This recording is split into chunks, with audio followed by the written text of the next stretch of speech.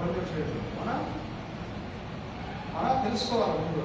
ఇప్పుడు ఆయన ప్రార్థించాలి, యజ్ఞం తర్వాత అడగాలి, సంకల్పం చేస్తాం కదా, యాచన కర్మ, అడుక్కోవడం కాదు, అడగడం. అన్నీ కలిగిన భగవంతుణ్ణి తెలుసుకొని ఆయన్ని ప్రార్థించి అడిగినప్పుడు అన్నీ ఇస్తాడు, అన్నీ ఇస్తాడండి. దానికి ప్రకృతిని పూజించడం అంటే ప్రకృతిని గౌరవించడం. ప్రకృతికి కోపం వస్తుందండి, తిరిగి కొడితే చూస్తున్నాం సెప్టెంబర్లోనే ఆంధ్ర తెలంగాణ, అంతకుముందు నెలలో కేరళ, అంతకుముందు ఒక బీహార్ అస్సాం దగ్గర.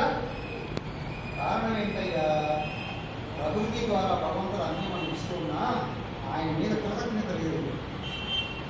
ఎంత నేచర్ అండి, నేచర్ ఎవరి నేచర్? సరే, నేచర్ సంరక్షించుకోవాలా లేదా? స్వార్థంతో నేచర్ని దెబ్బకొడితే అది కూపించి మనల్ని దెబ్బకొడుతుందండి. దానికి ఏంటంటే స్వార్థం ఉండాలి, కానీ ఈ స్వార్థం అందరం బాగుపడాలి అని ఉండాలి. మనతో పాటు మనుషులందరూ కోరుకోవాలి, ప్రకృతి కూడా శుద్ధంగా ఉండాలి. అయ్యా ఇదేనా యజ్ఞం అంటే? ఇదే యజ్ఞకర్మ. ఏమంటే స్వామి గారు మీరే చెప్తున్నారా? ఇట్లా ఎక్కడ చెప్పారా ఈ విషయాలు?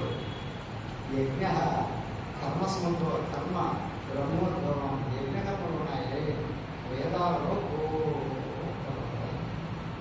ఉత్తరకామిష్టిలందరూ నుండి అశ్వమేధ యాగం, వాజపేయ యాగం, ఇవి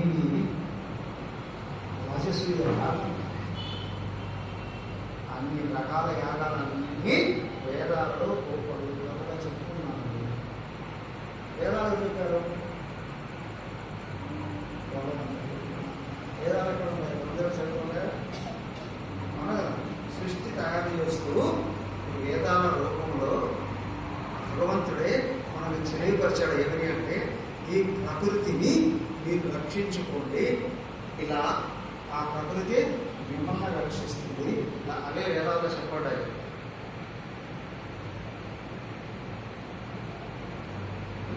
నిజమాంటి అంటే వేదాల సారం ఉపనిషత్తులు, ఉపనిషత్తుల సారం భగవద్గీత. వేద సారమేగా అనగా భగవద్గీత ఎందుకు తినాలండి? మోక్షం బయటపడాలండి. ముందు అందరి అవసరాలు సంపూర్ణంగా తీరాలండి. అవునా? అయ్యా ప్రకృతిని ఉపయోగించుకోండి, ప్రకృతిని చెడగొట్టకండి. ప్రకృతి